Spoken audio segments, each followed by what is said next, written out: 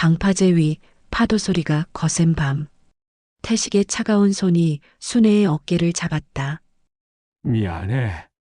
태식의 낮은 목소리가 들렸고 순간 강한 힘이 순애를 밀어냈다. 비명과 함께 순애는 차가운 바닷물 속으로 추락했다. 50년 남편의 손에 물속에서 허우적대며 방파제를 올려다보니 태식은 그저 서서 내려다볼 뿐이었다. 왜 이러는 거야? 의식이 흐려지는 순간 순애는 깨달았다.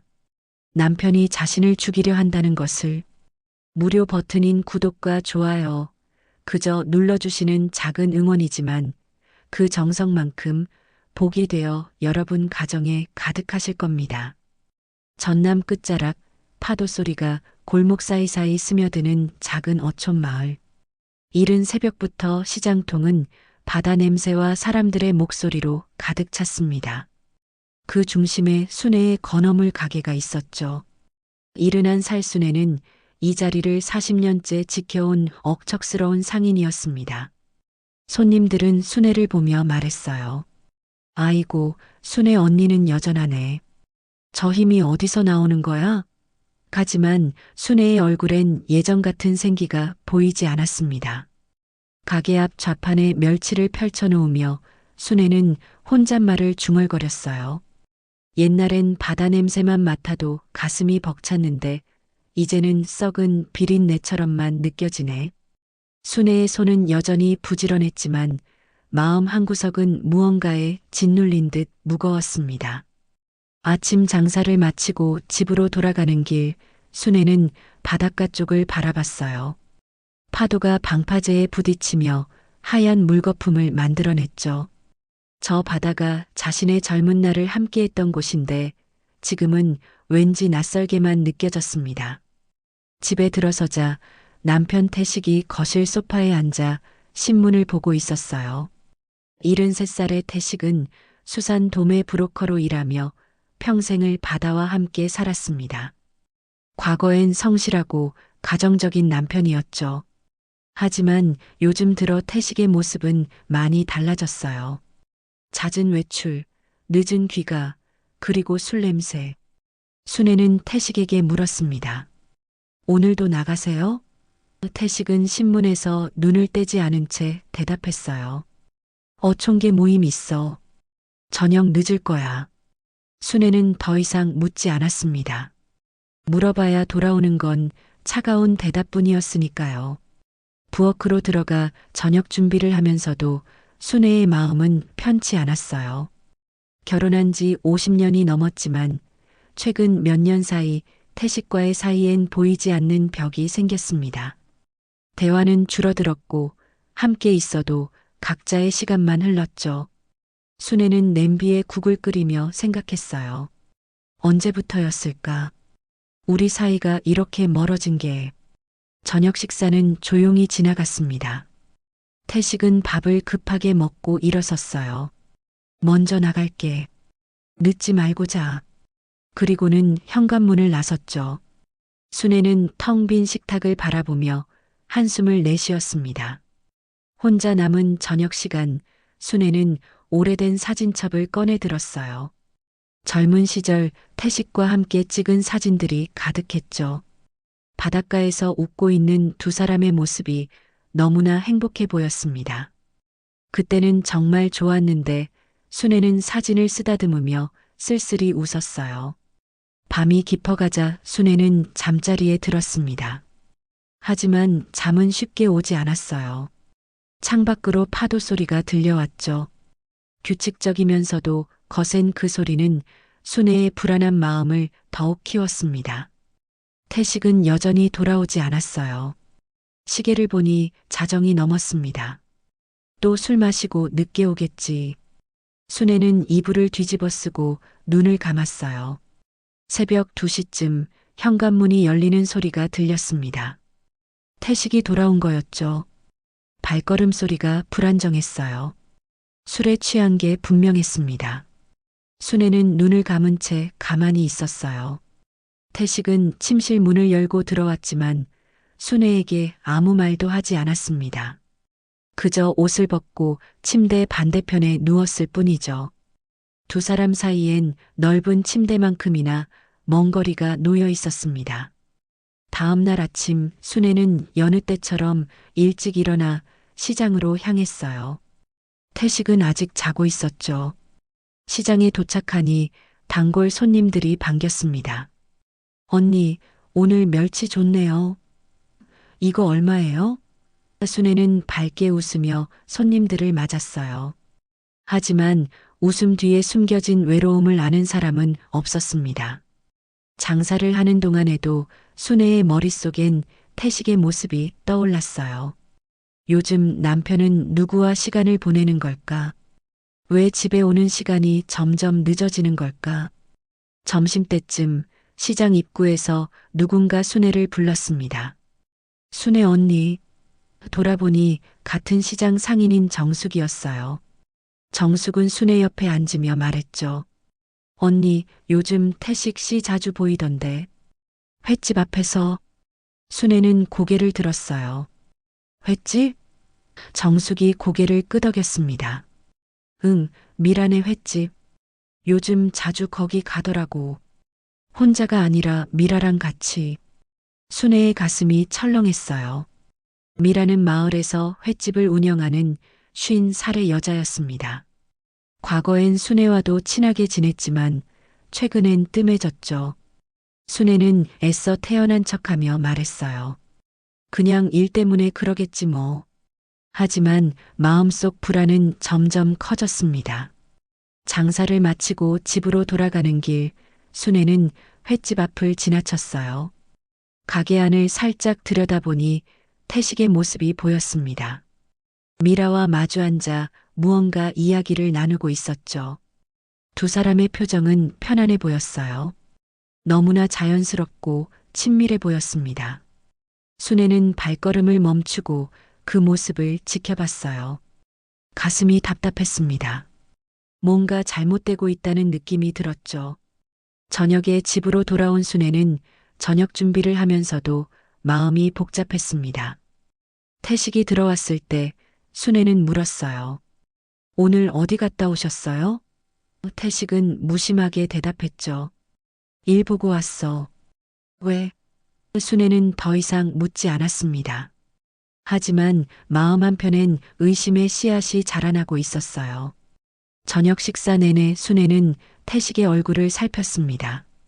태식은 평소와 다름없이 밥을 먹었지만 순애의 눈엔 뭔가 달라 보였어요.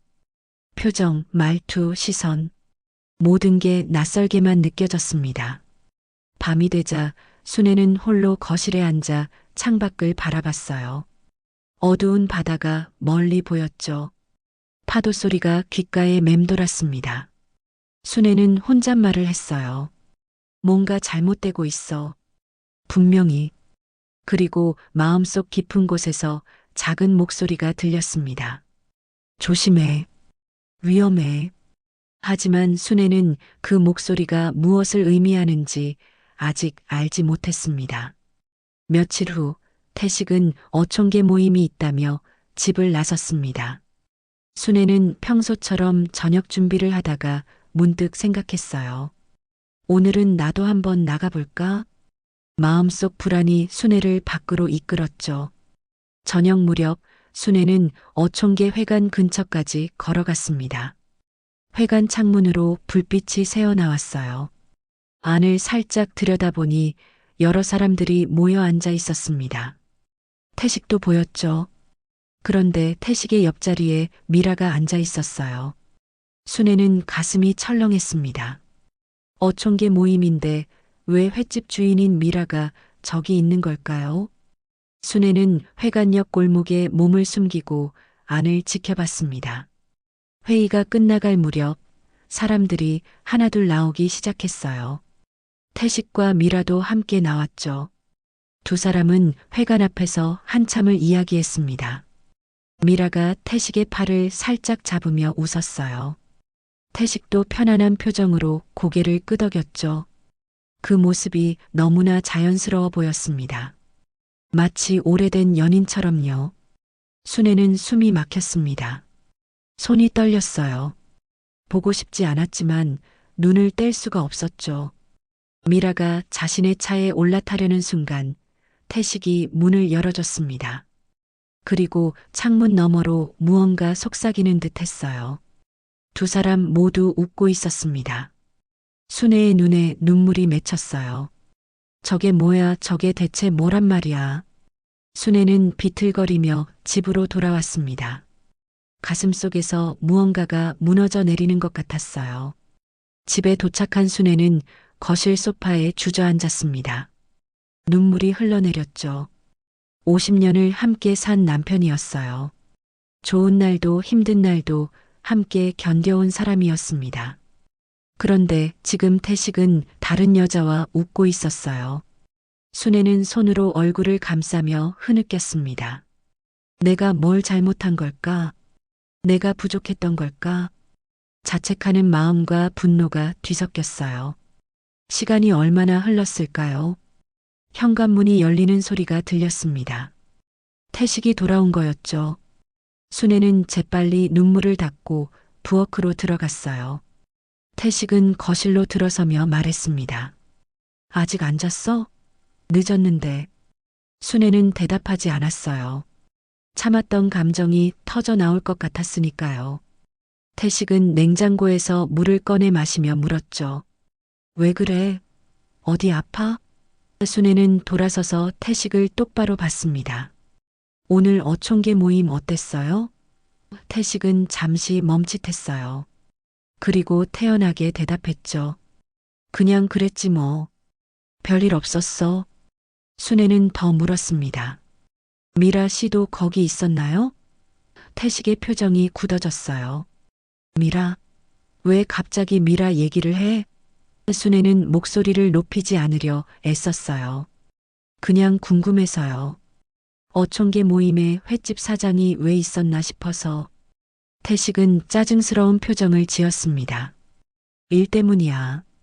회퇴 납품건으로 상의할 게 있어서 온 거라고. 뭐가 문제야? 순애는 더 이상 참을 수 없었어요. 문제요? 당신이 요즘 자꾸 늦게 들어오고 미라 씨랑 자주 어울린다는 게 문제죠. 태식의 얼굴이 붉어졌습니다. 야, 뭔 소리야. 일 때문에 만나는 건데 왜 이래? 순애도 목소리가 커졌어요. 일 때문에 팔 잡고 웃고 그래요? 나도 봤어요. 태식은 화를 냈습니다. 지금 날 의심하는 거야?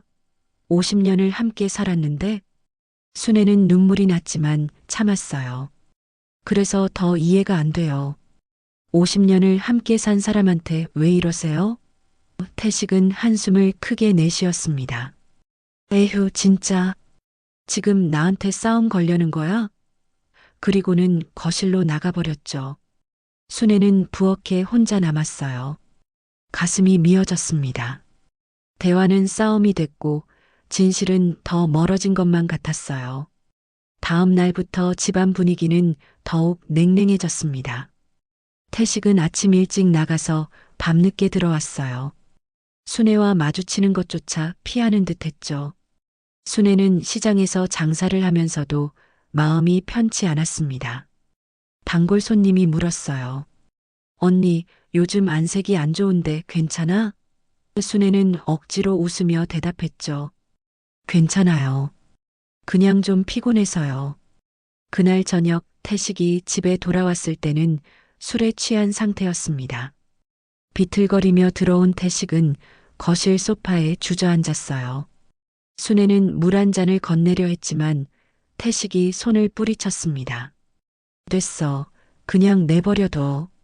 순애는 조심스럽게 물었어요. 오늘도 일 때문에 늦었어요? 태식은 비웃듯 말했죠. 왜 또 감시했어? 내가 어디 갔다 왔는지 궁금해? 순애는 화가 났지만 참았습니다. 그냥 걱정돼서 물어본 거예요. 태식은 소파에 기대며 말했어요. 걱정? 당신이 날 걱정한다고? 웃기지 마. 그 말에 순애의 가슴이 찢어지는 것 같았어요. 무슨 소리예요, 그게? 태식은 눈을 감은 채 대답했습니다. 아무 소리 아니야. 피곤하니까 그냥 자게 놔둬. 순애는 더 이상 말하지 않았어요. 침실로 들어가 이불을 뒤집었었지만 잠이 오지 않았습니다. 귓가에 태식의 차가운 말투가 맴돌았어요. 당신이 날 걱정한다고? 웃기지 마. 저 말은 무슨 뜻이었을까요? 순애는 천장을 바라보며 생각했습니다. 남편이 점점 멀어지고 있었어요. 아니, 이미 멀어진 건지도 몰랐죠. 며칠이 지났습니다. 어느 날 저녁 태식이 식탁에 앉아 말했어요. 순애야, 돈 좀 필요해. 순애는 고개를 들었죠. 돈이요? 무슨 돈이요? 태식은 짜증스럽게 대답했습니다. 사업 자금이야. 요즘 경기가 안 좋아서 운영비가 필요하거든. 순애는 의아했어요. 그동안 사업은 잘 됐다고 했잖아요. 태식은 손을 내저었죠. 상황이 바뀌었어. 그러니까 돈 좀 내놔. 순애는 난처했습니다. 지금 여유가 없어요. 가게 운영비도 빠듯한데. 태식의 표정이 굳어졌어요. 여유가 없다고? 당신이 시장에서 번 돈은 다 어디 갔어? 순애는 당황했죠. 그건 생활비로 다 나갔어요. 집안 살림에 얼마나 드는데요? 태식은 화를 냈습니다. 아, 진짜. 그러니까 항상 쪼들리는 거야. 돈 관리를 제대로 해야지. 순애는 억울했어요. 내가 돈 관리를 못해서 그런 게 아니라 당신이 술값으로 쓰는 돈이 얼마나 많은데요. 태식은 자리에서 벌떡 일어났습니다. 지금 나한테 뭐라는 거야? 내가 돈 벌어오는데 술값 좀 쓰면 어때? 순애도 목소리를 높였어요. 술값만 쓰는 게 아니잖아요. 요즘 지출이 얼마나 늘었는지 알아요? 태식은 험악한 표정을 지었습니다. 야, 내가 뭐 하든 상관없어. 재개발 들어가면 돈 들어올 텐데 그때까지 좀 조용히 있어. 순애는 멈칫했어요. 재개발이요? 그게 무슨 소리예요? 태식은 대답하지 않고 현관으로 향했습니다. 나 나갈게. 오늘은 늦을 거야. 그리고는 문을 쾅 닫고 나가버렸죠. 순애는 텅 빈 거실에 혼자 남았습니다. 재개발? 태식은 무슨 계획을 세우고 있는 걸까요? 순애는 불안했어요. 뭔가 심상치 않았습니다. 남편의 태도, 미라와의 관계, 그리고 돈 이야기. 모든 게 하나로 연결되는 것 같았어요. 순애는 창밖을 바라봤습니다. 어두운 바다가 멀리 보였죠. 파도 소리가 거칠게 들려왔어요. 마치 무언가를 경고하는 것처럼요. 그날 밤 순애는 잠들지 못했습니다. 태식의 말이 머릿속을 맴돌았어요. 재개발 들어가면 돈 들어올 텐데 그때까지 좀 조용히 있어. 그 말에는 뭔가 숨겨진 의도가 있는 것 같았습니다. 순애는 직감했어요. 남편이 자신을 속이고 있다는 걸, 그리고 그 뒤에는 미라가 있다는 걸. 순애의 가슴 속에서 두려움이 자라났습니다. 앞으로 무슨 일이 벌어질까요? 순애는 알 수 없었어요. 하지만 한 가지는 확실했습니다. 무언가 잘못되고 있다는 것. 며칠 뒤 태식이 갑자기 제안했습니다.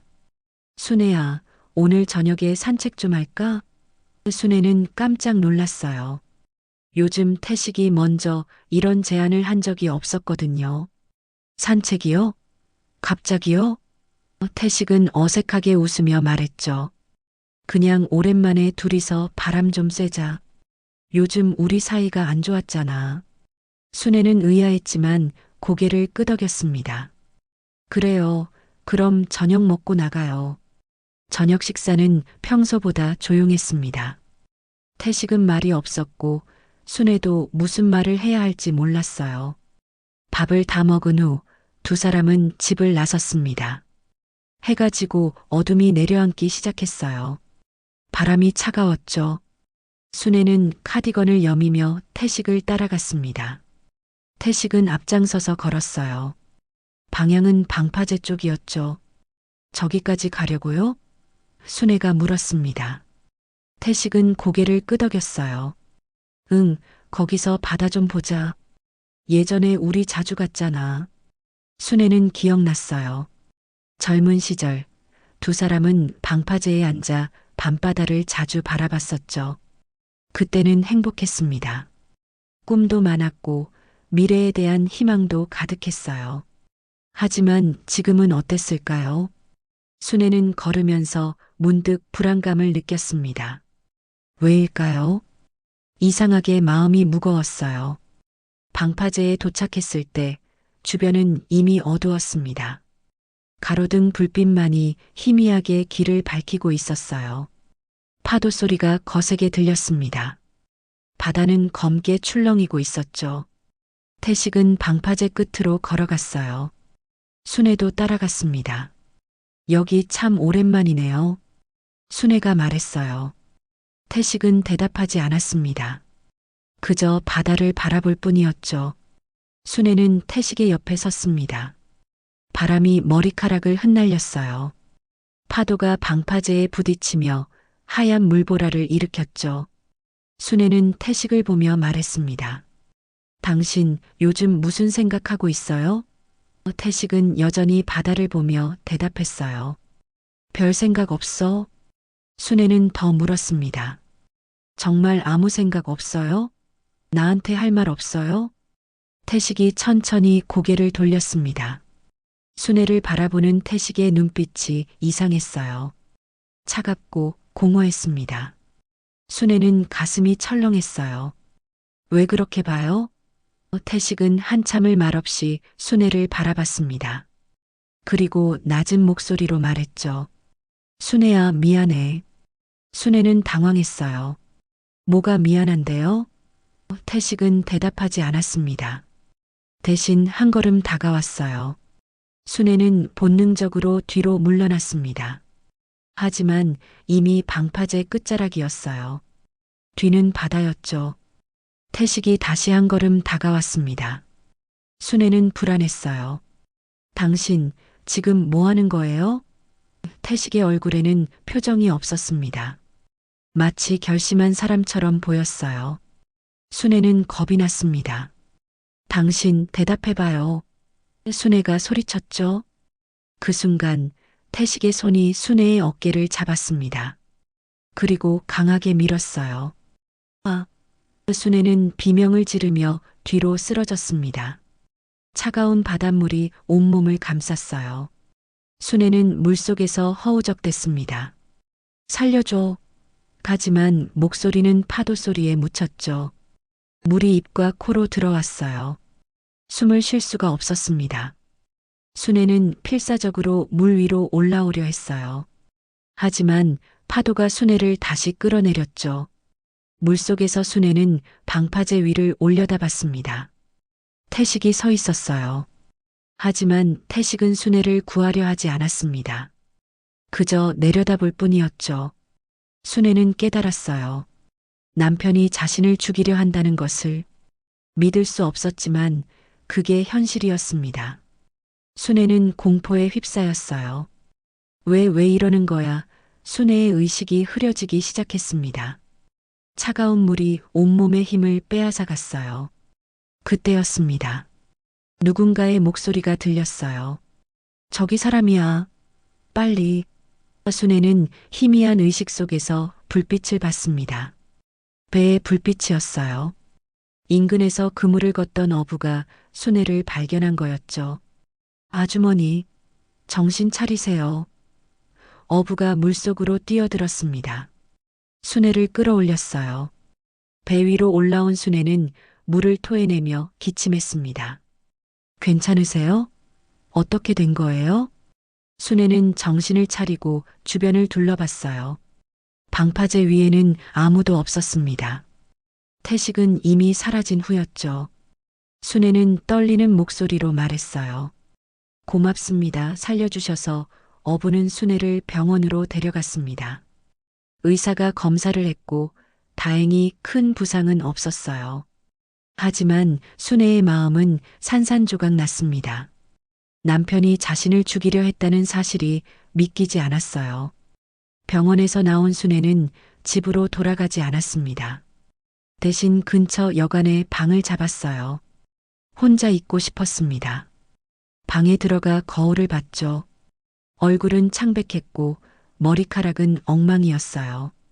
순애는 거울 속 자신을 바라보며 눈물을 흘렸습니다. 왜 나를 죽이려 한 거야? 50년을 함께 산 남편이었어요. 힘든 시절도 함께 이겨낸 사람이었죠. 그런데 그 사람이 자신을 바다에 밀어버렸습니다. 순애는 침대에 주저앉았어요. 온몸이 떨렸습니다. 분노와 슬픔, 그리고 배신감이 뒤섞였어요. 하지만 동시에 한 가지 생각이 들었습니다. 나는 살아남았어. 그리고 이제 알아야 해. 왜 저 사람이 나를 죽이려 했는지. 순애는 결심했어요. 진실을 밝혀내기로. 그리고 복수하기로. 다음 날 아침 순애는 집 근처를 지나갔습니다. 멀리서 집을 바라봤어요. 태식의 차가 없었습니다. 집안도 조용했죠. 순애는 마을 사람들에게 물어봤어요. 우리 남편 어디 갔는지 아세요? 이웃이 대답했습니다. 아, 태식 씨요? 아침 일찍 경찰서 갔더라고요. 순애 언니가 실종됐다고 신고하러. 순애는 헛웃음이 났어요. 실종? 자기가 밀어놓고 실종이라니. 순애는 깨달았습니다. 태식이 이미 계획을 세워뒀다는 것을. 순애를 죽이고 실종으로 위장하려 했던 거예요. 만약 어부가 구해주지 않았다면 순애는 정말 바닷속에 잠겼을 겁니다. 그리고 태식은 아무 일 없었다는 듯 살아갔겠죠. 순애는 분노가 치밀었어요. 이제 내가 죽은 척 해야겠어. 그래야 놈의 속을 볼 수 있지. 순애는 어촌계장 만호를 찾아갔습니다. 만호는 66살의 정직한 사람이었어요. 순애와는 오래전부터 알던 사이였죠. 계장님, 도와주세요. 순애가 말했습니다. 만호는 놀라며 물었어요. 순애 씨, 무슨 일이에요? 태식 씨가 당신 찾아다니던데. 순애는 모든 걸 이야기했습니다. 방파제에서 있었던 일, 태식이 자신을 밀었다는 것, 그리고 지금 실종극을 꾸미고 있다는 것. 만호는 충격을 받았어요. 세상에 그런 일이. 순애는 눈물을 흘리며 말했죠. 계장님, 저 좀 도와주세요. 남편이 왜 그랬는지 알아야 해요. 분명 뭔가 숨기고 있을 거예요. 만호는 고개를 끄덕였습니다. 알겠어요. 제가 도와드릴게요. 일단 당신은 몸을 숨기세요. 태식 씨가 당신이 살아있다는 걸 알면 안 돼요. 순애는 고마워했어요. 정말 감사합니다. 만호는 순애를 자신의 친척 집에 숨겨줬습니다. 마을에서 좀 떨어진 곳이었죠. 순애는 거기서 지내며 계획을 세웠어요. 태식의 행동을 지켜보고 증거를 모으기로 했습니다. 만호가 말했어요. 개장실 CCTV에도 태식 씨가 미라 씨랑 같이 있는 게 찍혔어요. 증거 모아야 해요. 순애는 결심에 찬 표정을 지었습니다. 그래요. 모든 걸 밝혀낼 거예요. 그날 밤 순애는 창밖을 바라봤습니다. 별이 총총히 떠 있었어요. 순애는 혼잣말을 했죠. 바다가 날 살렸어. 우연이 아니야. 분명 이 복수를 끝내라는 뜻일 거야. 순애의 눈빛에 강인함이 담겼습니다. 이제 순애는 두려워하지 않았어요. 오히려 결연했죠. 남편의 진실을 밝히고 정의를 되찾을 거였습니다. 순애의 복수가 시작된 거예요. 며칠이 지났습니다. 순애는 만호의 도움을 받아 조심스럽게 움직이기 시작했어요. 마을 사람들의 눈을 피해 다니며 태식의 행동을 관찰했죠. 만호가 정보를 가져왔습니다. 순애 씨, 태식 씨가 경찰서에 실종 신고를 했어요. 그리고 수색대까지 꾸렸더라고요. 순애는 쓴웃음을 지었어요. 연기를 제대로 하네요. 자기가 밀어놓고 찾는 척이라니. 만호는 가방에서 서류를 꺼냈습니다. 그리고 이것 좀 보세요.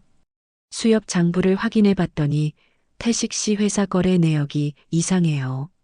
최근 몇 달 사이에 큰 돈이 여러 번 빠져나갔더라고요. 순애는 서류를 받아 살펴봤어요. 정말로 이상한 거래들이 눈에 띄었습니다. 이게 다 어디로 간 거죠? 만호가 고개를 저었어요. 정확히는 모르겠어요. 하지만 횟집 쪽으로 돈이 흘러간 것 같더라고요. 순애는 가슴이 답답했습니다. 미라한테 돈을 준 거군요. 만호는 고개를 끄덕였죠. 그런 것 같아요. 그리고 또 하나 있어요. 태식 씨가 최근에 재개발 관련해서 부동산 중개인들을 자주 만났대요. 마을 땅값이 오르면 큰 돈을 벌 수 있다고 주변에 말하고 다녔다더라고요. 순애는 이해가 됐어요. 태식이 왜 자신을 없애려 했는지. 나만 없으면 재산을 독차지할 수 있으니까 그랬던 거네요. 만호는 안타까운 표정을 지었습니다. 순애 씨, 이건 계획적인 범죄예요.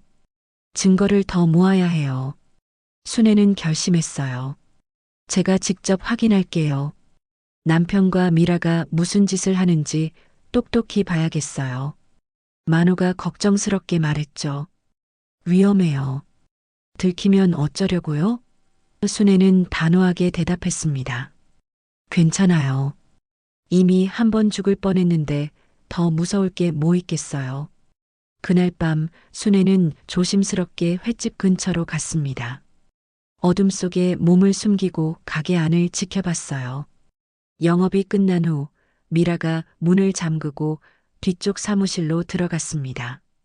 잠시 후 태식이 나타났어요. 태식은 주변을 두리번거리더니 사무실로 들어갔죠. 순애는 조심스럽게 다가가 창문 틈으로 안을 들여다봤습니다. 사무실 안에서 태식과 미라가 대화를 나누고 있었어요. 순애는 귀를 기울였습니다. 태식의 목소리가 들렸죠. 이제 순애는 신경 쓸 필요 없어. 실종된 지 며칠 됐으니 곧 사망 추정으로 넘어갈 거야. 미라가 웃으며 대답했어요. 그럼 재산은 어떻게 되는 거예요? 태식이 자신만만하게 말했습니다. 내가 다 받지. 상속인이 나밖에 없으니까. 재개발 보상금까지 합치면 억 단위야. 순애는 분노로 온몸이 떨렸어요. 저 사람들이 자신의 죽음을 이야기하며 웃고 있었습니다. 돈을 나눠 가질 생각을 하고 있었죠. 미라가 태식의 손을 잡으며 말했어요. 당신 정말 대단해. 이제 우리 마음대로 할 수 있는 거네요? 태식이 고개를 끄덕였습니다. 그럼, 이제 우리 세상이야. 순애 없이 새로 시작하는 거지. 순애는 더 이상 보고 싶지 않았어요. 뒷걸음질 치며 그곳을 빠져나왔습니다. 가슴이 미어지는 것 같았죠. 50년을 함께 산 남편이었어요. 그런데 그 사람은 자신을 죽이고 내연녀와 새 삶을 살 계획을 세우고 있었습니다. 순애는 눈물을 참으며 만호에게 돌아갔어요. 계장님, 다 들었어요. 저 사람들이 무슨 짓을 꾸미는지. 만호는 순애를 안심시켰습니다. 이제 증거를 확실히 잡아야 해요. 제가 몰래 녹음할 수 있는 장비를 구해볼게요. 순애는 고개를 끄덕였죠. 다음 날 만호는 작은 녹음기를 가져왔어요. 이걸로 태식 씨와 미라 씨의 대화를 녹음하세요. 결정적 증거가 필요해요. 순애는 녹음기를 받아들었습니다. 고마워요, 계장님. 제가 꼭 해낼게요. 며칠 동안 순애는 태식의 행적을 쫓았습니다. 태식은 여전히 실종된 아내를 걱정하는 척 연기했어요. 하지만 밤이 되면 미라와 만났죠. 순애는 그때마다 숨어서 대화를 녹음했습니다. 태식과 미라는 재산 분배 계획을 구체적으로 이야기했어요. 보험금도 나올 거야. 순애 명의로 된 게 꽤 있거든. 와, 정말 잘 됐네요. 우리 이제 걱정 없겠어요. 순애는 녹음된 내용을 들으며 이를 악물었습니다. 저 사람들은 자신의 죽음으로 이득을 보려 했어요. 계획적이고 치밀했죠. 하지만 순애는 포기하지 않았습니다. 더 많은 증거가 필요했어요. 만호가 추가 정보를 가져왔습니다. 순애 씨, 태식 씨가 수협에서 선박 대출을 받았더라고요. 그런데 그 돈을 회사 운영이 아니라 다른 곳에 쓴 것 같아요. 순애는 만호와 함께 수협 장부를 더 자세히 조사했어요. 그 결과 태식이 대출금을 미라의 횟집 확장 자금으로 사용했다는 사실을 발견했습니다. 이건 횡령이에요. 만호가 말했죠. 순애는 고개를 끄덕였습니다. 남편이 회사 돈을 빼돌려서 내 연녀한테 준 거예요. 이것도 증거로 쓸 수 있어요. 만호는 장부를 복사해뒀어요. 이제 증거가 꽤 모였네요. 카드 사용 내역도 확인해 볼까요? 순애는 태식의 카드 사용 내역을 추적했습니다. 방파제 근처 편의점에서 사용한 기록이 있었어요. 바로 순애를 밀어버린 그날 밤이었죠. 이것 봐요, 계장님. 남편이 그날 밤 방파제 근처에 있었다는 증거예요. 만호는 감탄했습니다. 완벽해요. 이제 CCTV 영상까지 확보하면 끝이에요. 순애는 결심에 찬 표정을 지었죠. 방파제에 CCTV가 있었나요? 만호가 확인해 봤습니다.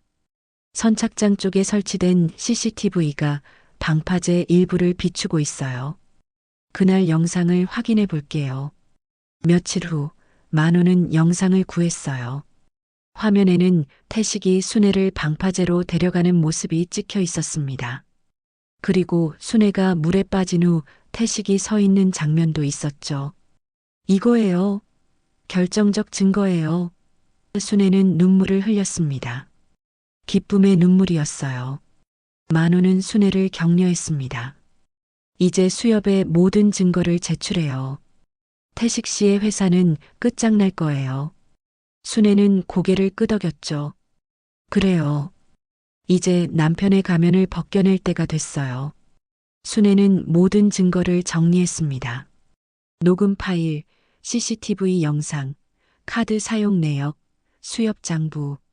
모든 게 태식의 범죄를 증명하고 있었어요. 다음 날 순애와 만호는 수협을 찾아갔습니다. 수협 조합장에게 모든 증거를 제출했어요. 조합장님, 이것 좀 보세요. 태식 씨가 대출금을 횡령했어요. 그리고 저를 죽이려고 했고요. 조합장은 충격을 받았습니다. 세상에 이게 사실이에요? 순애는 단호하게 대답했죠. 네, 모두 사실이에요. 증거가 여기 다 있습니다. 수협은 즉시 조사에 들어갔어요. 태식의 회사 계좌를 동결시켰고 거래 정지 명령을 내렸습니다. 태식은 갑작스러운 조치에 당황했어요. 수협 직원이 찾아와 물었죠. 태식 씨, 대출금 사용 내역 좀 설명해 주시겠어요? 태식은 변명했지만 소용없었습니다. 증거가 너무 명확했으니까요. 수협 조합장이 말했어요. 태식 씨, 죄송하지만 회사 거래를 당분간 중단합니다. 태식은 얼굴이 새하얗게 질렸어요. 뭐라고요? 왜 갑자기 그러세요? 조합장이 서류를 내밀었습니다. 이것 좀 보세요. 횡령 의혹이 있어요. 경찰 조사도 들어갈 겁니다. 태식은 말문이 막혔죠. 자신의 계획이 무너지고 있었습니다. 순애는 멀리서 그 모습을 지켜봤어요. 이제 시작이야. 당신이 나한테 한 짓을 똑같이 돌려줄 거야. 태식은 패닉 상태로 미라에게 전화했습니다. 미라야, 큰일 났어. 수협에서 거래 정지 당했어. 누가 고발한 것 같아. 미라도 당황했어요. 어떡해요? 우리 계획이 다 틀어지잖아요. 태식은 초조했습니다. 일단 만나자. 대책을 세워야 해. 두 사람은 횟집에서 만났어요. 하지만 그들은 몰랐습니다. 순애가 이미 모든 걸 알고 있다는 것을, 그리고 복수의 그물이 점점 좁혀오고 있다는 것을. 순애는 증거를 더 확보하기로 결심했습니다. 태식과 미라의 대화를 직접 녹화하기로 했어요.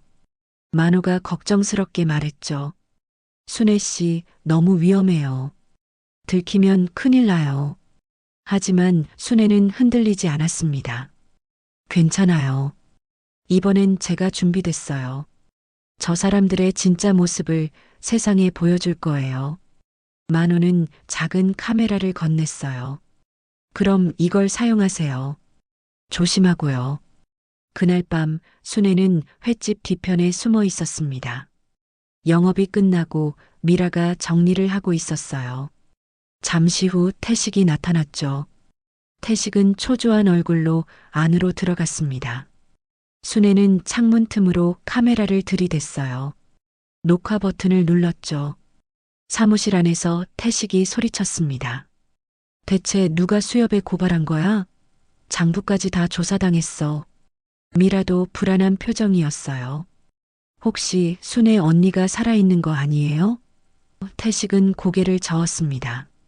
말도 안 돼. 그날 내가 확실히 밀었어. 파도도 거셌고 살아날 수 없었어. 순애는 카메라를 꽉 쥐었어요. 저 사람이 자신을 밀었다는 걸 직접 인정하고 있었습니다. 미라가 다시 물었죠. 그럼 누가 우리를 조사하는 거예요? 혹시 누가 봤을 수도 있잖아요. 태식은 답답한 듯 머리를 감싸 쥐었어요. 모르겠어. 하지만 조심해야 해. 지금 경찰도 움직이고 있어. 미라가 걱정스럽게 말했습니다. 이러다 우리 다 잡히는 거 아니에요? 당신이 순애 언니를 죽이려 했다는 게 들통나면 어쩌려고요? 태식이 손을 내저었죠. 증거가 없어. 시체도 안 나왔고 목격자도 없어. 괜찮아. 순애는 쓴웃음을 지었어요. 목격자는 바로 여기 있는데 말이죠. 미라가 태식에게 다가갔습니다. 그래도 불안해요. 만약에 순애 언니가 정말 살아있다면요? 태식은 미라의 어깨를 잡으며 말했어요. 그럴 리 없어. 내가 확실히 처리했다니까. 이제 우리만 조심하면 돼. 수염 문제만 해결하면 재산은 내 거야. 미라가 고개를 끄덕였죠. 알았어요. 그럼 당분간 조용히 지내요. 두 사람은 계획을 다시 점검했습니다. 순애는 모든 대화를 녹화했어요. 녹화를 마치고 순애는 조심스럽게 그곳을 빠져나오려 했습니다. 하지만 뒤편 골목에서 발을 헛디뎠어요. 깡통이 굴러가며 소리를 냈죠. 뭐야?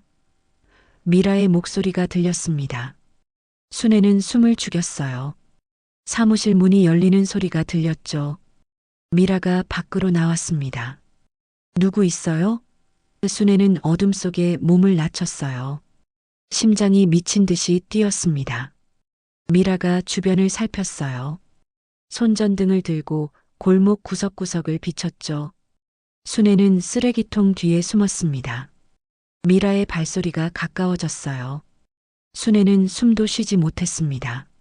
미라가 바로 앞까지 왔죠. 손전등 불빛이 쓰레기통을 비췄어요. 순애는 눈을 감았습니다. 들키면 끝이었어요. 그 순간 태식이 안에서 소리쳤어요. 미라야, 뭐 하는 거야? 빨리 들어와. 미라가 머뭇거렸습니다. 누가 있는 것 같은데요? 태식이 짜증스럽게 대답했죠. 고양이겠지. 빨리 와, 이야기 끝내야 해. 미라는 한 번 더 주변을 둘러봤어요. 하지만 아무것도 보이지 않았습니다. 그런가 미라는 사무실로 돌아갔죠. 문이 닫히는 소리가 들렸어요. 순애는 그제야 긴 숨을 내쉬었습니다.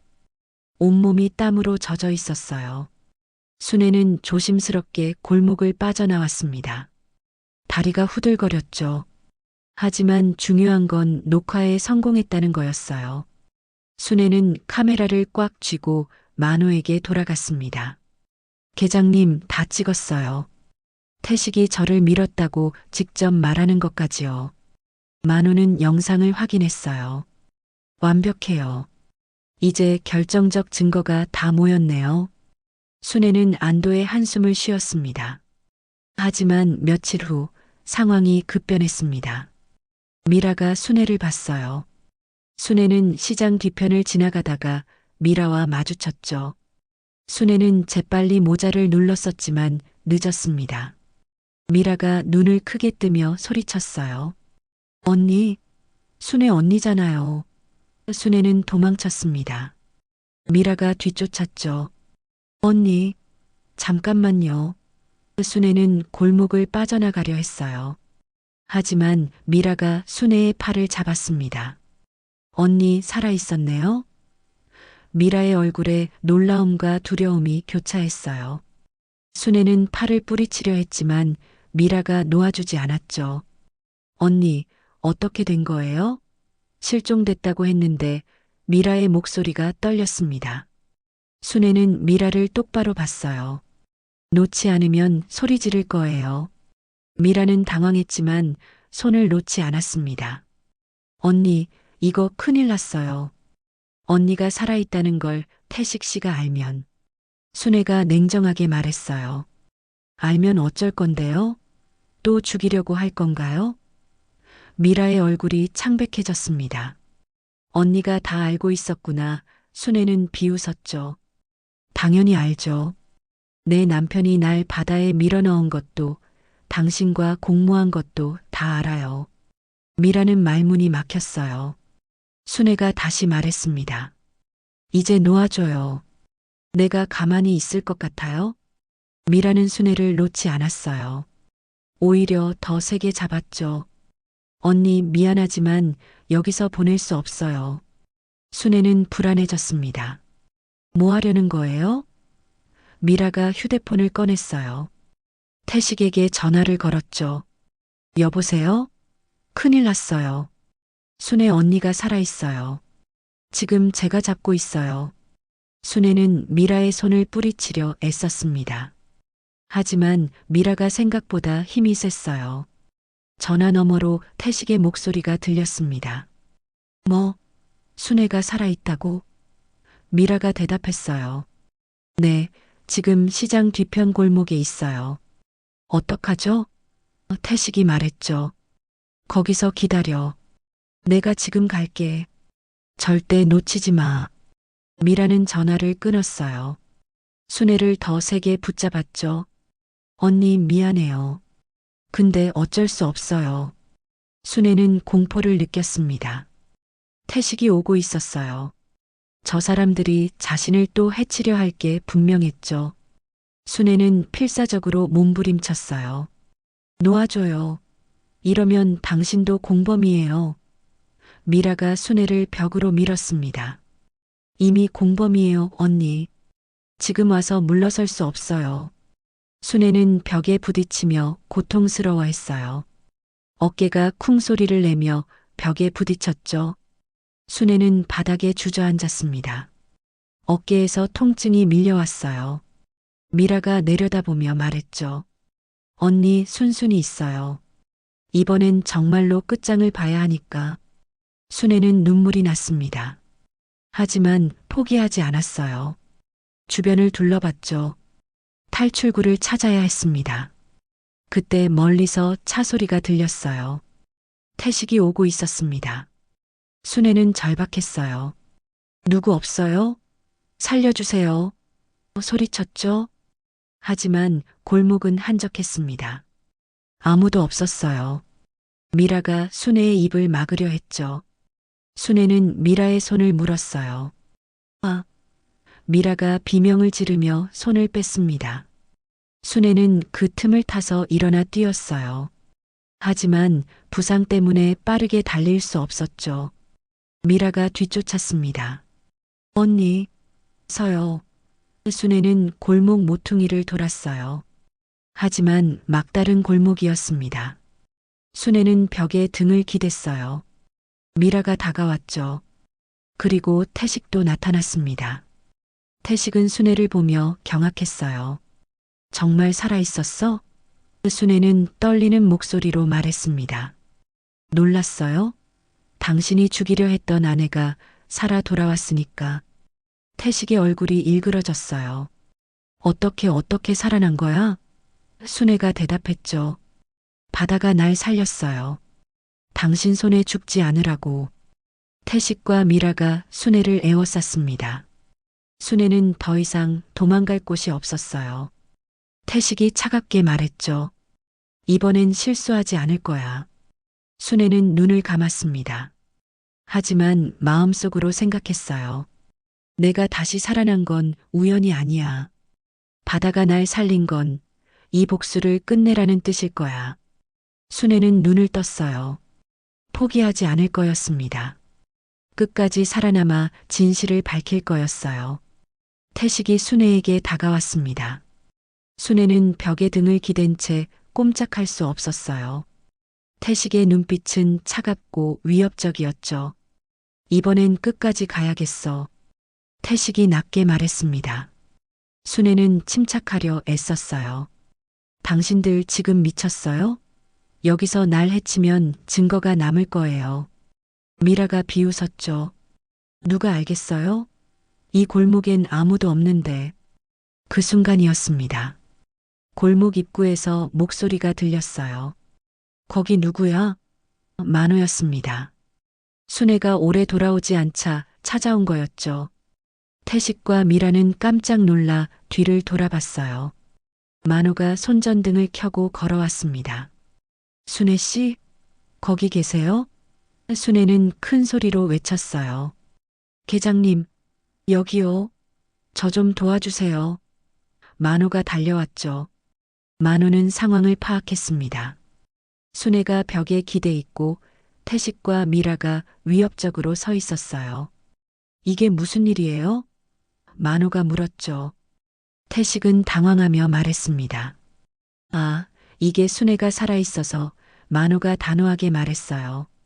태식 씨, 비켜나세요. 순애 씨한테 손대지 마세요. 태식은 주춤했습니다. 만호는 마을에서 존경받는 어촌계장이었으니까요.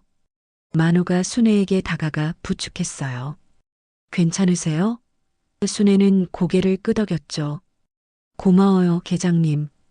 조금만 늦었으면 큰일 날 뻔했어요. 만호는 태식과 미라를 노려봤습니다. 당신들 지금 무슨 짓을 하려던 거예요? 순애 씨를 해치려 했어요? 태식은 변명하려 했어요. 아니, 오해예요. 우리는 그냥 만호가 손을 들어 막았죠. 이제 그만하세요. 다 알고 있어요. 만호는 순애를 데리고 골목을 빠져나갔습니다. 태식과 미라는 멍하니 서 있었어요. 순애는 만호의 차에 올라탔죠. 어깨가 여전히 아팠습니다. 만호가 걱정스럽게 물었어요. 병원에 가봐야겠어요? 순애는 고개를 저었습니다. 괜찮아요. 큰 부상은 아니에요. 그보다 계장님, 이제 행동에 나서야 해요. 더 이상 기다릴 수 없어요. 만호는 고개를 끄덕였습니다. 맞아요.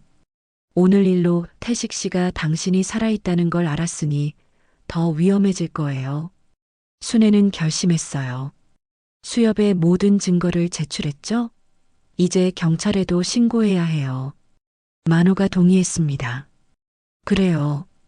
내일 아침 바로 경찰서에 갑시다. 제가 함께 가줄게요. 순애는 안심했죠. 이제 끝이 보이기 시작했습니다. 그날 밤 순애는 몸조리를 했어요. 어깨에 파스를 붙이고 쉬면서 지난 일들을 떠올렸습니다. 50년을 함께 산 남편이었어요. 어떻게 사람이 이렇게 변할 수 있을까요? 돈 때문에, 다른 여자 때문에 자신의 아내를 죽이려 했다니. 순애는 슬펐지만 동시에 분노했어요. 두려움은 끝났어. 이제 내 차례야. 순애는 다짐했습니다. 끝까지 싸울 거라고. 다음 날 아침 순애와 만호는 경찰서를 찾아갔습니다. 형사를 만나 모든 증거를 제출했어요. CCTV 영상, 녹음 파일, 카드 사용 내역, 수협 장부, 그리고 어제 녹화한 영상까지. 형사는 증거들을 검토하며 고개를 끄덕였어요. 증거가 확실하네요. 살인미수와 횡령 혐의로 수사를 시작하겠습니다. 순애는 눈물을 흘렸습니다. 드디어 정의가 실현되는 순간이었어요. 형사가 물었습니다. 피해자분께서 직접 고소하시는 게 좋겠어요. 진술서를 작성하시겠어요? 순애는 고개를 끄덕였죠. 네, 물론이에요. 제가 직접 남편을 고소하겠어요. 순애는 진술서를 작성했습니다. 방파제에서 밀린 일, 태식과 미라의 관계, 재산을 노린 계획, 모든 걸 자세히 적었어요. 손이 떨렸지만 순애는 멈추지 않았습니다. 이건 자신을 위한 일이었으니까요. 진술서를 마친 후 형사가 말했어요. 빠른 시일 내에 용의자들을 소환하겠습니다. 혹시 위협을 느끼시면 언제든 연락 주세요. 순애는 감사 인사를 했죠. 경찰서를 나오며 순애는 홀가분함을 느꼈어요. 짐을 내려놓은 것 같았습니다. 만호가 순애의 어깨를 두드렸어요. 잘하셨어요. 이제 경찰이 알아서 처리할 거예요. 순애는 미소 지었습니다. 고마워요, 계장님.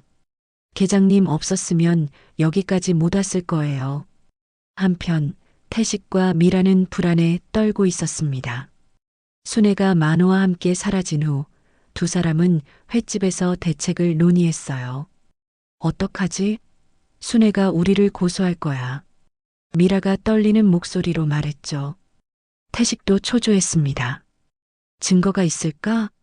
우리가 조심했는데. 미라가 대답했어요. 모르겠어요. 근데 만호가 도와주고 있다는 게 문제예요. 분명 뭔가 준비했을 거예요. 태식은 술을 들이켰습니다. 젠장, 왜 순애가 안 죽었을까? 분명히 밀었는데. 미라도 술잔을 비웠어요. 이제 어떡해요? 경찰한테 잡히면 우리 끝이에요. 태식은 고민했습니다. 증거를 없애야 해. 순애가 뭘 가지고 있는지 알아내야 해. 하지만 이미 늦었어요. 증거는 이미 경찰에 넘어간 상태였으니까요. 다음 날 경찰이 태식을 소환했습니다. 형사가 태식을 조사실로 데려갔어요. 태식 씨, 몇 가지 여쭤볼 게 있습니다. 태식은 긴장했지만 태연한 척했죠. 무슨 일이에요? 형사가 영상을 보여줬습니다. 방파제 CCTV 영상이었어요. 순애를 미는 장면이 선명하게 담겨 있었죠. 태식의 얼굴이 창백해졌습니다. 이건 형사가 물었어요. 이게 뭐죠, 태식 씨? 부인을 방파제에서 밀어넣은 것 같은데요? 태식은 말문이 막혔습니다. 아니, 그게 실수였어요. 제가 부축하려다가 형사가 녹음 파일을 재생했죠. 태식과 미라의 대화가 흘러나왔어요. 이제 순애는 신경 쓸 필요 없어. 실종된 지 며칠 됐으니 곧 사망 추정으로 넘어갈 거야. 태식의 목소리였습니다. 태식은 변명할 수 없었어요. 증거가 너무 확실했습니다. 형사가 차갑게 말했죠. 태식 씨, 살인 미수와 횡령 혐의로 체포하겠습니다. 경찰이 수갑을 채웠어요. 태식은 저항하려 했지만 소용없었습니다. 이건 오해예요. 제 말 좀 들어보세요. 하지만 경찰은 태식을 구치소로 데려갔죠. 태식의 계획은 완전히 무너졌습니다. 미라도 같은 날 소환됐어요. 경찰이 미라에게도 증거를 보여줬습니다. 태식과의 대화 녹음, 횡령 관련 장부, 모든 게 미라의 공모를 증명했죠. 미라는 울며 변명했어요. 저는 몰랐어요. 태식 씨가 시킨 거예요. 하지만 형사는 고개를 저었습니다. 녹음을 들어보니 적극적으로 가담하셨더라고요. 공범으로 기소하겠습니다. 미라도 체포됐어요. 두 사람 모두 구치소에 갇혔습니다. 소식을 들은 순애는 복잡한 심정이었어요. 50년을 함께 산 남편이 수갑을 찬 채 끌려갔다는 사실이 믿기지 않았습니다. 하지만 동시에 정의가 실현됐다는 안도감도 느꼈죠. 만호가 순애에게 말했어요. 이제 법정에서 판결을 받을 거예요. 증거가 확실하니 유죄 판결 받을 겁니다. 순애는 고개를 끄덕였습니다. 이제 거의 끝났네요. 하지만 순애는 알았어요. 진짜 끝은 법정이라는 것을. 태식과 미라가 제대로 처벌받는 것을 봐야 진정으로 끝나는 거였죠. 순애는 창밖을 바라봤습니다. 바다가 보였어요. 파도가 잔잔하게 일렁이고 있었습니다. 순애는 혼잣말을 했어요. 바다가 날 2번 살렸어. 한 번은 목숨을, 또 한 번은 용기를. 이제 마지막 싸움만 남았어. 며칠 후 수협에서 공식 발표가 있었습니다. 태식의 회사는 거래 정지를 넘어 완전히 폐업 처리됐어요. 횡령한 금액이 워낙 커서 회사 자산으로도 메울 수 없었습니다. 채권자들이 몰려들었고 회사는 부도 처리됐죠. 태식이 그토록 바라던 재산은 한순간에 사라졌습니다. 미라의 횟집도 문을 닫았어요.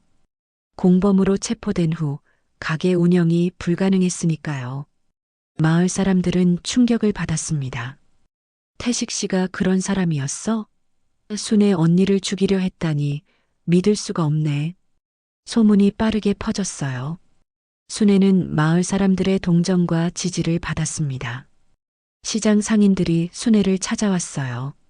언니 정말 고생 많았어요. 이제 편히 지내세요. 순애는 감사했습니다. 혼자가 아니라는 게 큰 힘이 됐어요. 순애는 이제 법정을 기다릴 뿐이었습니다. 태식과 미라가 마땅한 처벌을 받는 것을 보고 싶었어요. 순애는 매일 바다를 바라보며 생각했죠. 이제 곧 끝나. 조금만 더 힘내자. 순애의 눈빛에는 결연함이 담겨 있었습니다. 복수는 거의 완성됐어요. 이제 마지막 단계만 남았습니다. 한 달 후 재판 날이 다가왔습니다. 순애는 법정에 서기 위해 준비했어요. 검은색 정장을 입고 거울을 봤죠. 얼굴은 여전히 수척했지만 눈빛만큼은 단단했습니다. 만호가 함께 법원으로 동행했어요. 긴장되시죠? 만호가 물었습니다. 순애는 고개를 저었어요. 아니요. 오히려 후련해요. 드디어 진실을 밝힐 수 있으니까요. 법정에 도착하자 많은 사람들이 방청석에 앉아 있었습니다. 마을 사람들도 여럿 왔어요.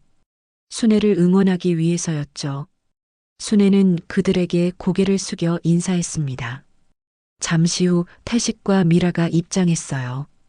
두 사람 모두 수갑을 차고 있었죠. 태식은 여인 얼굴로 고개를 숙이고 있었어요. 미라는 눈물을 흘리며 걸어왔습니다. 순애는 그들을 바라봤어요. 한때는 남편이었고 지인이었던 사람들. 이제는 범죄자가 된 그들. 판사가 입장하며 재판이 시작됐습니다.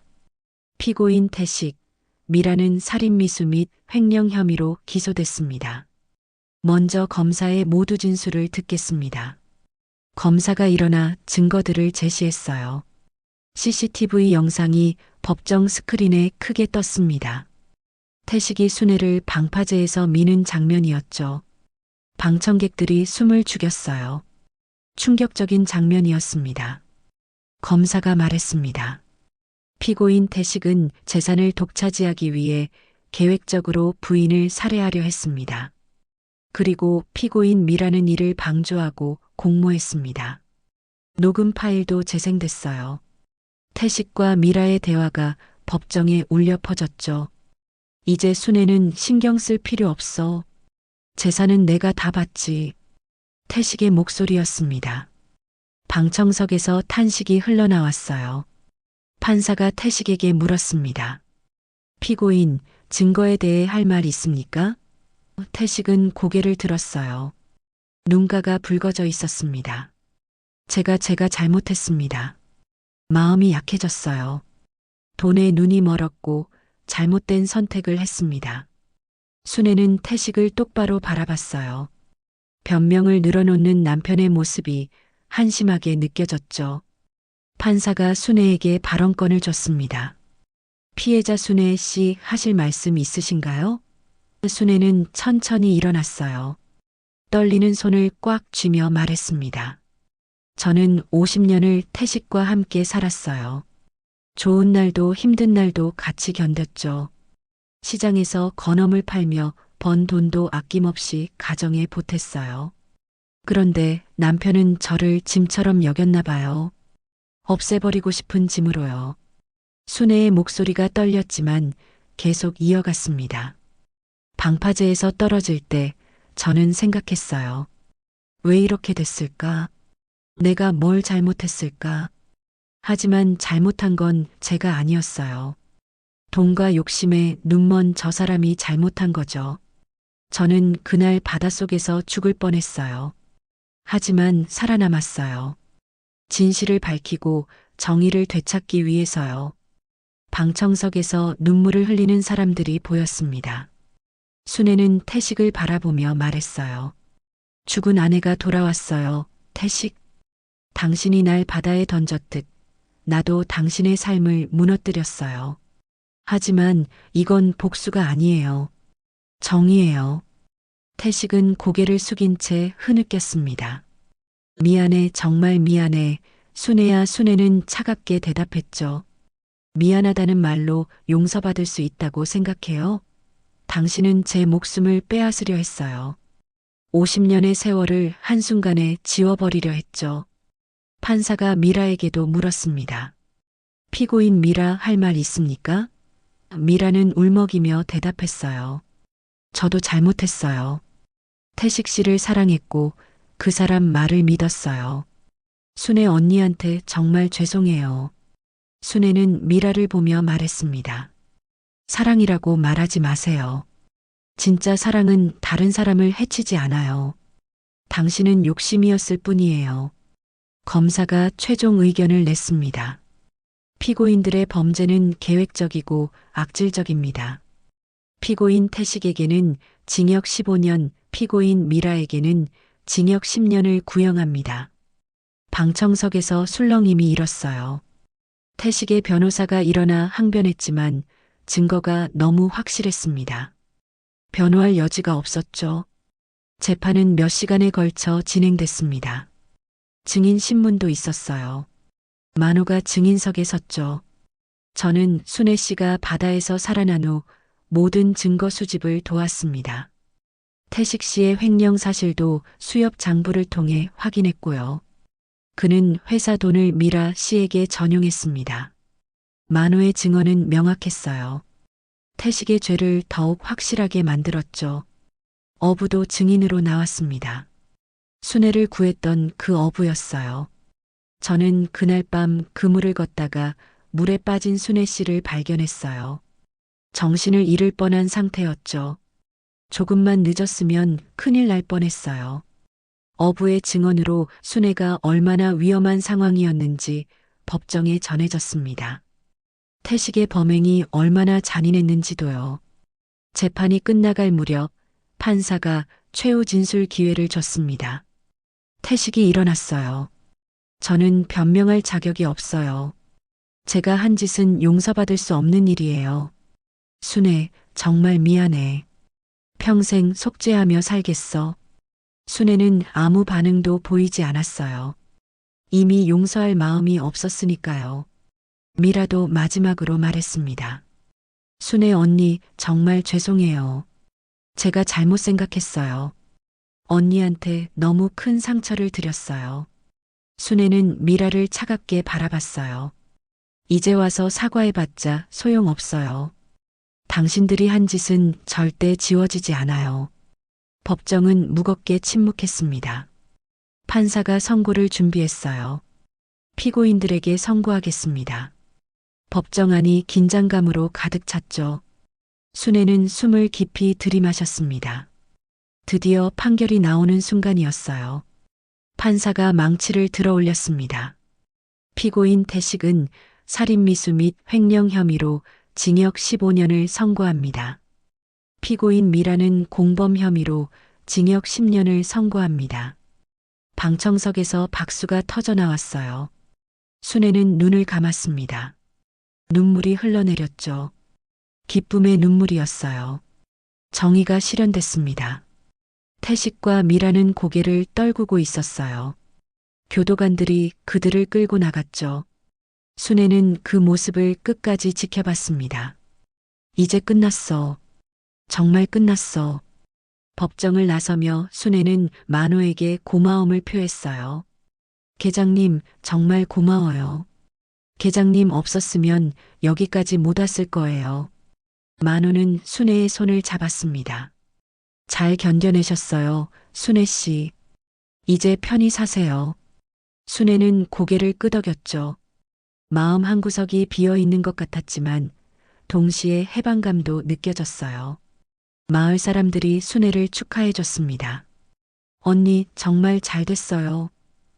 이제 마음 편히 사세요. 순애는 모두에게 감사했어요. 그들의 지지가 큰 힘이 됐으니까요. 순애는 법원을 떠나며 하늘을 올려다봤습니다. 구름 한 점 없이 맑았어요. 오랜만에 마음이 가벼웠죠. 집으로 돌아가는 길, 순애는 바다를 바라봤습니다. 파도가 잔잔하게 일렁이고 있었어요. 순애는 혼잣말을 했죠. 바다야, 고마워. 날 2번 살려줘서. 이제 내가 새로 시작할 수 있게 해줘서. 바람이 순애의 머리카락을 부드럽게 스쳤습니다. 마치 위로하는 것처럼요. 순애는 미소 지었어요. 이제 진짜 새로운 시작이었습니다. 판결 후 1달이 지났습니다. 태식은 교도소에 수감됐고 미라도 형을 살기 시작했어요. 태식의 회사는 완전히 청산됐죠. 채권자들이 몰려들어 모든 자산을 압류했습니다. 수협 대출금, 미라에게 전용한 돈, 모든 게 빚으로 돌아왔어요. 태식이 그토록 원하던 재산은 한 푼도 남지 않았습니다. 횡령과 사기 혐의까지 더해져 회사는 완전히 부도 처리됐죠. 미라의 횟집도 문을 닫았어요. 법정에서 공범으로 유죄 판결을 받은 후 가게는 경매로 넘어갔습니다.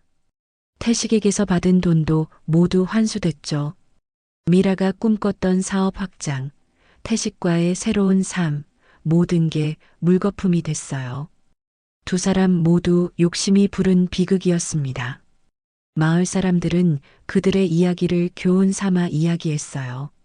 욕심은 결국 사람을 망친다더니 정말 그렇구나.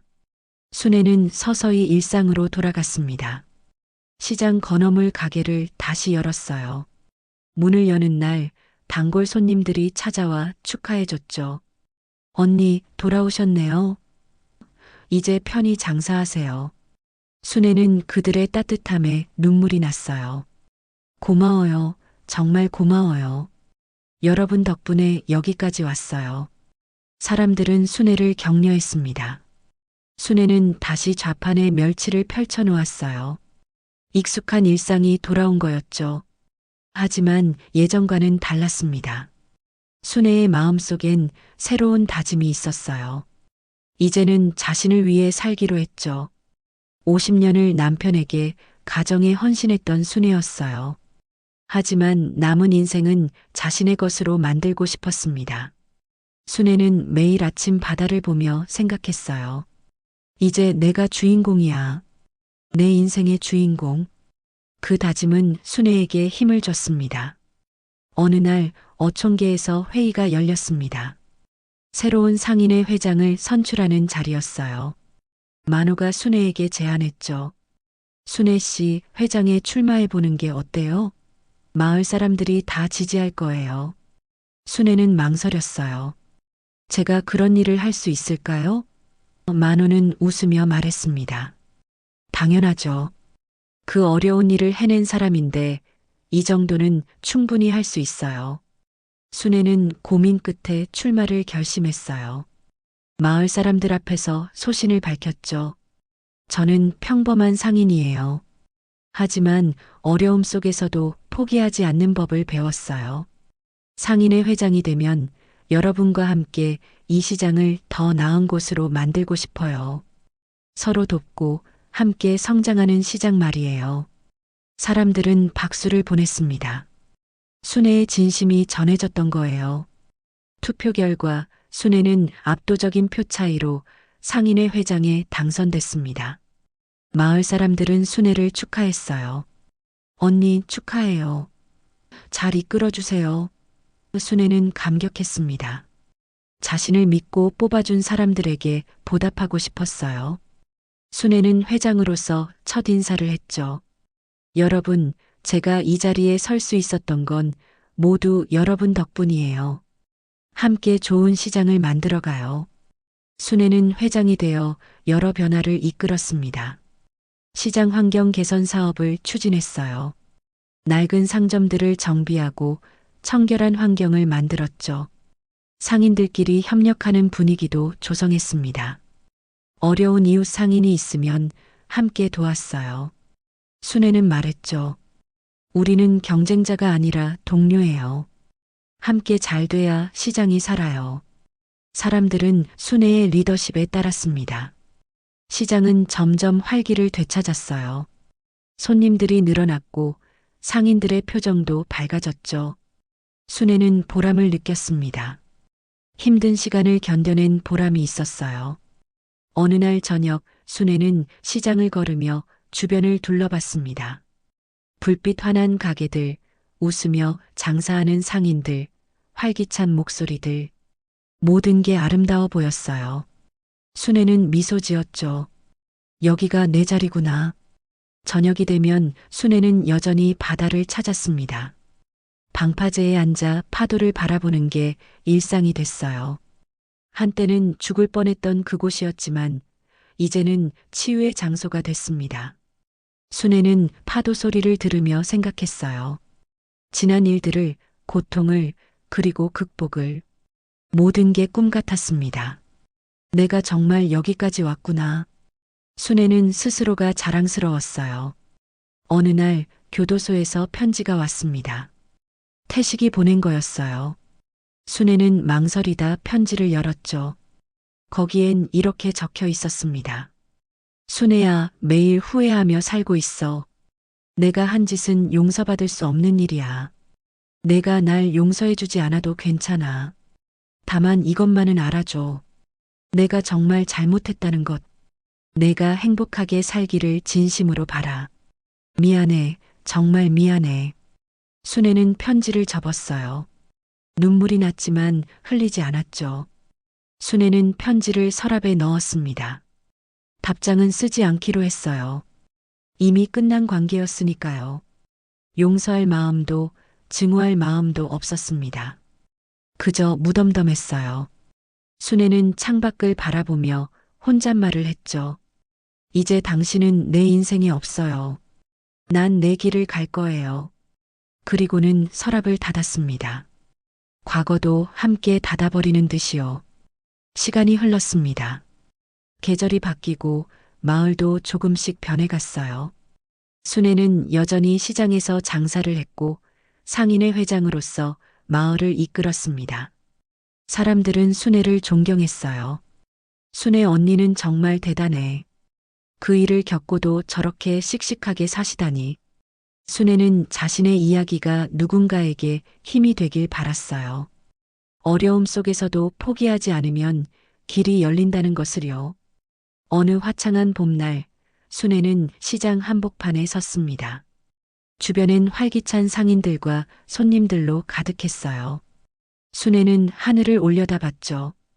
구름이 천천히 흘러가고 있었습니다. 순애는 마음속으로 생각했어요. 바다가 날 2번 살렸어. 한 번은 목숨을, 또 한 번은 존엄을.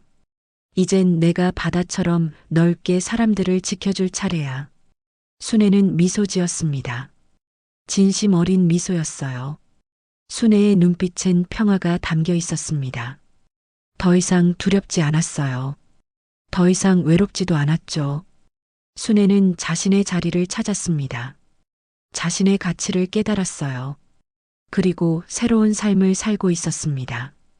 순애는 이제 살아남은 사람이 아니라 다시 태어난 사람이었어요.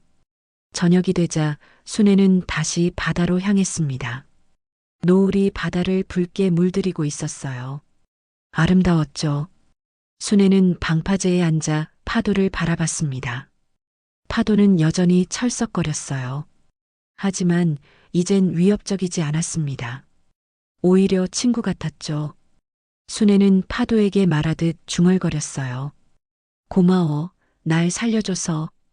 그리고 날 강하게 만들어줘서. 바람이 불어왔습니다. 순애의 머리카락을 부드럽게 쓰다듬었어요. 순애는 눈을 감았습니다. 평화로웠어요. 마음이 편안했죠. 순애는 알았습니다. 이제 진짜 자유로워졌다는 것을. 과거의 상처에서, 배신의 아픔에서, 모든 것에서 자유로워졌어요. 순애는 이제 온전히 자신의 것으로 살아갈 수 있었습니다. 해가 지고 별이 떠올랐습니다. 순애는 하늘을 올려다봤어요. 별들이 반짝이고 있었죠. 순애는 생각했습니다. 저 별들처럼 자신도 빛나고 있다고. 어둠 속에서도 포기하지 않았기에 지금의 빛을 얻었다고. 순애는 일어나 집으로 돌아갔어요. 걸음걸이가 가벼웠습니다. 마음도 가벼웠죠. 집에 도착한 순애는 일기를 썼습니다. 오늘도 좋은 하루였다. 시장 사람들과 웃었고, 바다를 봤고, 평화를 느꼈다. 이제 난 두렵지 않다. 내 앞에 펼쳐질 내일이 기대된다. 바다가 내게 준 두 번째 삶을 나는 값지게 살아갈 것이다. 존엄하게, 당당하게, 그리고 행복하게. 순애는 일기를 덮고 미소 지었습니다. 그날 밤 순애는 깊이 잠들었어요. 악몽은 없었습니다. 평화로운 잠이었죠. 순애의 얼굴엔 편안한 미소가 머물러 있었어요. 창밖으론 달빛이 비쳐 들어왔습니다. 순애를 부드럽게 감싸듯이요. 순애는 이제 진정으로 자유로웠습니다. 바다가 준 선물, 새로운 삶을 살고 있었어요. 그리고 그 삶은 아름다웠습니다. 만약 마음이 움직이셨다면 한 줄의 응원을 남겨주세요. 구독과 좋아요는 우리 채널이 더 많은 이야기를 전하는 힘이 됩니다. 고맙습니다.